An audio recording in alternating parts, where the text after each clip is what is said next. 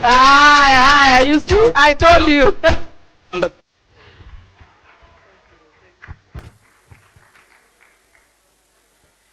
The girl of the moment, bad girl, Millie Odhiambo. All protocols observed. Good evening. Those who sleep at 8, like myself, must be almost dozing off. Or those who lie that they are going to sleep and watch Netflix the whole night. So it is such a great honor and pleasure to be here speaking at the launch of Millie's book. We mentor through interaction, sometimes by people seeing what you do, but writing offers a unique chance to mentor so many and to mentor for posterity. Because those who will not encounter you will still be able to benefit from the book. So mine is to begin by congratulating Millie for achieving this feat. The stories we tell, even the stories, little anecdotes Millie was telling here today about our encounter in court, they reveal our vulnerabilities as human beings. We all have moments we need support of others. And if we were to tell our stories, then we affirm those who listen to it because they know, just like everybody else, each person has their moment of vulnerability. We also don't come ready-made. You have had part of Millie's journey, which you are going to walk through when you read the book, because the gems she is giving to those who want to be in politics are out of her own experience. So we all learn our trades or whatever it is that we do, including leadership. Every day is a day of learning until we go to our graves. Millie is now a seasoned leader in this country. She started as a young girl practicing law and representing women in FIDA. The person she was talking about was her client from FIDA. And as usual, you face the battles that women go through. Women's interaction and sexuality sometimes reveal themselves. If there is a pregnancy, you cannot deny. But the men, there will be no evidence of their participation. So even when it goes to court, it is the same thing. And because we are brought up to be told that women should not do certain things, you go in there timid and lose your case because you've been unable to present your point. Millie has reason to be bolder than me. The things she can say, I say them, by the way, but not to a crowd like this one. The B word is said. We say it, but not to a crowd like this. Millie has penned it in a book. It's the reality of life. Women in politics go through very rough patches. And to be intimidated by our brothers sometimes, they'll bring issues of sexuality. If we make them taboo, we continue to be intimidated. Bravo, Millie, for telling us it is, because you are deconstructing that weapon of intimidating and cowering women. Now, I've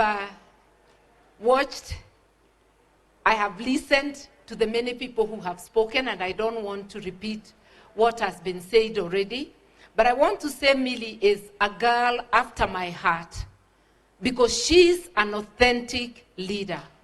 She doesn't try to be anybody else. She's just herself, the best version of herself. And she is a strong leader. She has developed a thick skin, which is necessary in politics and decision making. Because all those tacos, one has to have a thick skin. And Millie, that is why your 2 decades in politics has now rewarded you with leader of minority, a first in Parliament. Those positions of leadership in Parliament have eluded women. They are still dominated by men. You check the committees, you'll see almost every other chair is a man. A woman is a deputy. I know I ran as deputy or running mate to Raila Odinga last elections, but I want to here declare that my second name is not deputy. When I run next, do not expect me to be deputy. And for women, let us not accept your middle name to become deputy. It is not wrong to deputize, but that must not be our designated position. We are equal to the task. And by providing this book as a manual for leadership and starting the Millie Institute is giving so many people an opportunity. We get requests from very many people for mentorship. It is sometimes not possible to take in the many requests. But when there is an institute, whether it is periodical, where there is a formal arrangement, it is possible to mentor so many. From Millie's book and the provocative title, Rig or Be Rigged. Millie is not encouraging rigging.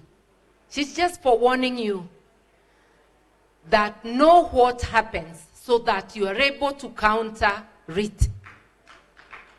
As a country, we have a lot to do to make our elections credible, to make our institutions, not just electoral institutions, but our governance institutions credible. By sharing these experiences, it will help us think harder on what to do to be able to rise up from where we are.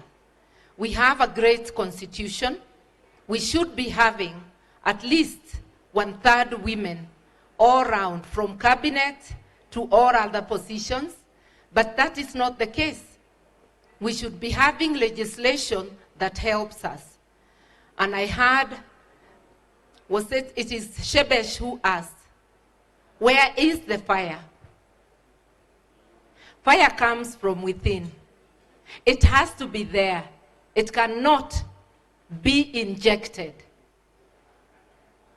So as women, the question we must ask is, what will be your contribution at the end of it to improving the lot of women? What will be your contribution to increasing the numbers, to bringing up many, and to ensuring that the political parties and the political leadership acknowledges the contribution of women? This sharing will encourage people in more than one way. And as I finish, I want to say Millie is a woman of courage. She has braved many fights. She's also a woman of principle. She goes by what she believes in, and she has the courage to even stand alone when it requires her to stand alone. And that doesn't mean she is not a team player, but there are times one has to stand by their conscience. Millie, I want to say that this book, I know will not be your last. Life experiences can never be in one book. It is a collection of the stories or the experiences you find that you want to include in that book. So write many others, write many other volumes so that we can be able to read and follow what is happening. Mentorship is not about age. You will find that you're mentoring people older than you, people younger than you. It's also a sharing of knowledge. It's an affirmation of the things you know. When you hear somebody else has been doing them or is going through them, you feel affirmed, you feel encouraged, you feel inspired. For women, and for most women, being good, in quotes. In other words, conforming. When Millie talks of bad girl, it's about conforming and not conforming. To do your work effectively, you have to get outside of the box. And therefore, let us all agree that if we have to be bad in order to do our jobs, then for me, I always say, let me be very bad, but let me be effective in what I do. So well done, Millie, for being a bad girl.